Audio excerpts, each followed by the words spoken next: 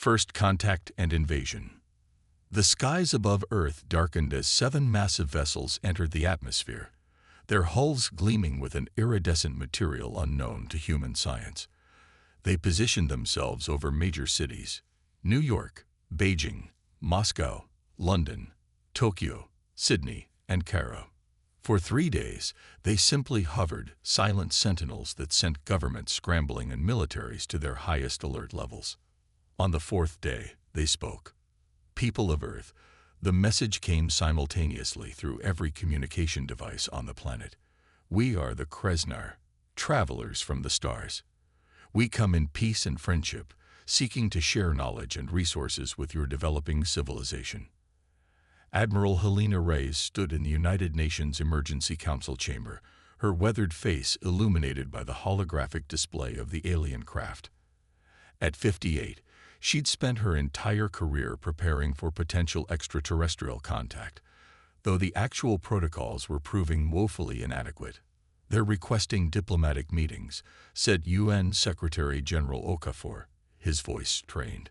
Representatives from each major world power. Reyes narrowed her eyes. And we're just going to roll out the welcome mat. What choice do we have, Admiral? Their technology is clearly centuries beyond ours, which is precisely why we should proceed with caution, Reyes countered, but she could see the excitement in the eyes of the gathered leaders. First contact. The dream of generations. The diplomatic meetings proceeded with remarkable smoothness. The Kreznar, tall beings with silver-blue skin and 4 articulated arms, shared medical knowledge that cured 3 previously incurable diseases in the first week alone. They offered insights into physics that revolutionized our understanding of gravity, food production methods that could end global hunger within a year. But Admiral Reyes noticed what they asked for in return: detailed surveys of Earth's mineral deposits, access to our freshwater reserves, agricultural yield data. They were especially interested in rare earth elements and uranium deposits. They're cataloging our resources, she told her second-in-command, Commander Jackson Wei, as they walked through the Pentagon's lower levels. Not our culture, not our history, our resources. The Secretary General says you're being paranoid, Wei replied, though his expression suggested he shared her concerns. Then why have they deployed scanning technology to every continent? Why are they mapping our oceans? We're being assessed, Commander. On the 27th day after first contact, during a global broadcast celebrating a new Kreznar human scientific initiative, the attack began. It started with a communications blackout.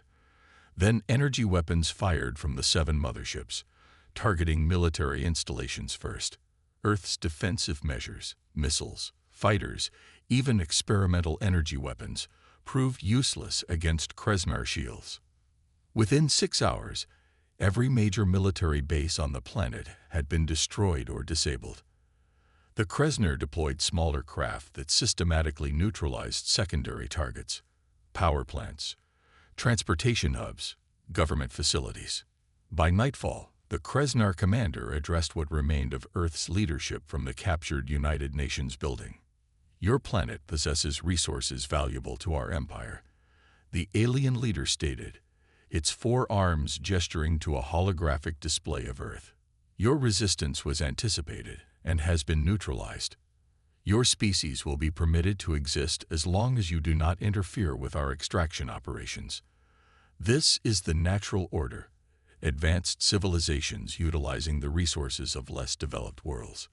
We calculated a 99.8% probability of success in this conquest. The war is over. But the aliens had miscalculated. 3 kilometers beneath the Antarctic ice sheet, Admiral Reyes and a skeleton crew of 200 personnel monitored the invasion from a facility unknown to all but the highest echelons of Earth's governments. Project Bulwark, humanity's insurance policy. Status report. Reyes demanded as she entered the command center, still wearing the cold weather gear from her emergency evacuation from Washington. Kreznar forces had established mining operations on all continents, reported Lieutenant Commander Eki Tanaka, her fingers flying across holographic interfaces. They've begun resource extraction in the Amazon basin, Australian outback, and Siberia. Casualty estimates are still coming in, but it's bad, Admiral. At least 40% of military personnel worldwide and approximately 215 million civilians. Reyes closed her eyes briefly, allowing herself one moment of grief before straightening her shoulders. And bulwark systems. All green, Admiral, Wei replied, looking up from his station. The Kreznar haven't detected any of our facilities. Their scans can't penetrate the quantum shielding. They think they've won, Reyes said quietly.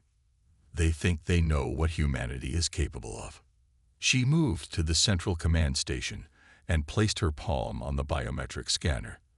A voice prompt requested authorization.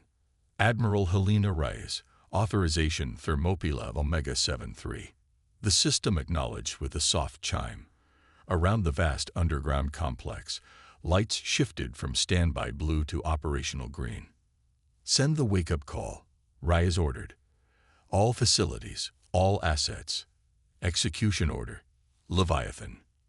Across the planet, in deep ocean trenches, buried beneath mountains, hidden in plain sight within abandoned mining complexes, dormant systems began to activate. Facilities that had been built in absolute secrecy, using black budget funding from a dozen nations over 5 decades, stirred to life. In orbit, a Kreznar lieutenant approached Commander Vrax with data on a view screen. Supreme Commander, we're detecting unusual energy signatures from multiple locations across the planet. They weren't there in our initial scans. Vrax dismissed the concern with a flick of his lower right hand. Probably failing power systems or primitive backup generators. Nothing that could threaten our operations. The lieutenant hesitated. Sir, these signatures are substantial, and they appear to be increasing in magnitude. Before Vrax could respond, the ship shuddered violently. Warning klaxons sounded across the command deck. Report, Vrax demanded, his composure slipping. Energy weapons fire from beneath the Pacific Ocean. The tactical officer stammered. We've lost contact with 3 mining operations in Southeast Asia. More energy signatures appearing across the planet. Commander Vrax's compound eyes narrowed as he gazed at the tactical display, watching as new threats bloomed across the holographic Earth like a deadly constellation. Impossible, he whispered. Our intelligence indicated their weapons technology was primitive. They had nothing that could penetrate our shields. In the Mariana Trench, massive submarine platforms rose from the abyss where they had waited, powered down, for decades. Each carried quantum-tipped missiles designed specifically to disrupt the molecular cohesion of advanced energy shields. In the Andes, artillery pieces with barrels the length of football fields emerged from camouflaged bunkers, their targeting systems locking onto Kreznar ships in low orbit. And from hidden hangars in the Sahara Desert, Siberian wilderness, and Australian outback, autonomous combat units took flight. Aircraft unlike anything seen in Earth's known military arsenals, incorporating technology reverse-engineered from crashed alien vessels recovered long before the Kreznar arrived. In the Antarctic Command Center, Admiral Reyes watched as humanity's hidden arsenal awakened. On the main display, blue icons representing Earth's secret weapons systems engaged with red markers of Kreznar positions. The Kreznar made a critical mistake, Wei said, his eyes fixed on the battle data. They assumed what they could see was all we had. A deliberate deception, Reyes replied. Every nation with advanced military capability agreed 50 years ago to keep our most sophisticated weapons hidden, developing them in secret while maintaining conventional forces as our visible deterrent. And now, Admiral Reyes watched as the first Kreznar ship in orbit began to fall, its shields collapsing under concentrated fire from weapons the aliens never knew existed. Now we show them what humanity is truly capable of. Humanity's counterattack. Commander Vrax stumbled as another impact rocked the flagship. Around him, the command center of the Kreznar fleet was in chaos. Displays flickered with damage reports, while tactical officers shouted updates over the wail of alarms. Shields at 37% and failing, called the defense systems officer. Mining operations in sectors 3, 7, and 12 have gone dark. Ground forces report attacks from unknown weapon platforms. Vrax steadied himself against a console, his forearms gripping the edges as he tried to comprehend what was happening. The conquest of Earth had been meticulously planned, every variable calculated. Their intelligence had shown Earth's military technology to be at least 2 centuries behind Krezner capabilities. "Show me," he demanded. The main view screen shifted to footage from the Australian continent. What Vrax saw defied all their intelligence assessments. Rising from the red desert sands were massive walking war machines, each standing 30 meters tall, mounted with energy weapons that matched, even exceeded, Kreznar technology. They moved with lethal purpose toward a mining operation, cutting through the Kreznar's supposedly impenetrable defenses with surgical precision. Another feed showed the Atlantic Ocean, where what appeared to be a human submarine had surfaced, but unlike any submarine in their intelligence files. This vessel was the size of a small city, bristling with weapon systems that were systematically targeting Kreznar support ships. "This is impossible," Vrax muttered. "Where did these weapons come from? How did we miss this?" "Commander," his intelligence officer approached, her voice low. "We're detecting quantum signatures in these weapons. Technology we've only seen in civilizations far more advanced than what our assessments indicated for Earth." They hid their true capabilities. Vrax realized, a cold dread settling over him. What we defeated was only what they allowed us to see. In the Antarctic Command Center, Admiral Reyes coordinated humanity's counterattack. The facility had transformed from a monitoring station to the nerve center of a global military operation unlike anything in human history. Bulwark Facility 7 reports successful deployment of all units, Lieutenant Commander Tanaka announced. Pacific Defense Grid is fully operational and has destroyed 3 Krezner destroyers. Wei approached with a tablet displaying real-time battle statistics. The Siberian railguns have achieved orbital range. They're targeting the Kreznar command ship. Reyes nodded, studying the tactical overview. Humanity's hidden arsenal was performing beyond even their most optimistic projections. The automated defense systems, designed to function even if human military command structures were decimated, were adapting to Kreznar tactics in real time. "What about civilian populations?" Reyes asked. "Bulwark shelters are at 73% capacity," Wei reported. "Underground networks are evacuating survivors from major urban centers. The Kreznar are so focused on our counterattack, they're not targeting civilian areas anymore." On the surface, the tide of battle had shifted dramatically. In what had been occupied Paris, mechanical quadruple tanks emerged from hidden bunkers beneath the Seine, their advanced targeting systems identifying and neutralizing Kreznar ground forces before they could react. From the Amazon rainforest, swarms of combat drones, thousands of them, darkened the sky as they converged on alien mining operations. In orbit, the situation for the Kreznar fleet had become desperate. 7 of their 12 capital ships had been disabled or destroyed. Their remaining vessels attempted to regroup, but Earth's orbital defense network, satellites that had appeared dormant until activated by Bulwark protocols, prevented any coordinated response. Commander Vrax watched his carefully planned conquest disintegrate around him. Another impact shook the flagship, more violent than before. "Hull breach on decks 7 through 12, reported a tactical officer, her voice strained. "Engineering reports drive systems critically damaged. Prepare evacuation protocols," Vrax ordered. "Priority personnel to escape vessels." "Sir," his second-in-command approached, voice lowered. "The data we've collected. These humans have technology that rivals the Meridian Confederation. Some of these weapons appear to incorporate principles we've only theorized." Vrax's compound eyes narrowed. "How?" Their visible development trajectory showed nothing like this capability. "They deceived us," the officer replied simply. "Deliberately showed us only what they wanted us to see. The question is, For how long have they been preparing for this? The answer came sooner than expected. The ship's communication system crackled to life with an incoming transmission. From Earth, Admiral Rice's face appeared on the main view screen. She sat in what appeared to be a sophisticated command center. Surrounded by technology, the Kreznar intelligence files had indicated was beyond human capabilities. "Commander Vrax," she addressed him directly. "I am Admiral Helena Reyes of Earth's United Defense Initiative. Your invasion force has been neutralized. Your mining operations have been destroyed. Your remaining ships are surrounded and outgunned." Vrax straightened, struggling to maintain dignity in defeat. "You concealed your true technological capabilities." "Of course we did," Reyes replied, her tone matter-of-fact. "Earth has been monitoring extraterrestrial activities for over a century. We recovered our first crashed alien vessel in 1947.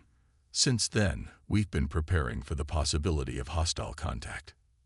The bridge fell silent as the implications sank in. Their entire invasion strategy had been based on fundamentally flawed intelligence.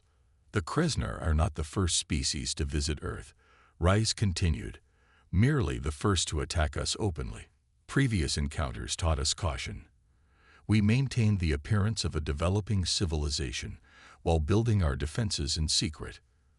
Vrax's mandibles clicked in agitation. "What are your terms?" "Unconditional withdrawal. Any Kreznar who surrenders will be treated according to our laws of war. Any who continue fighting will be eliminated. You have 1 hour to begin evacuation procedures." The transmission ended, leaving Vrax staring at a tactical display showing his surrounded, crippled fleet. "Send the surrender signal," he ordered quietly.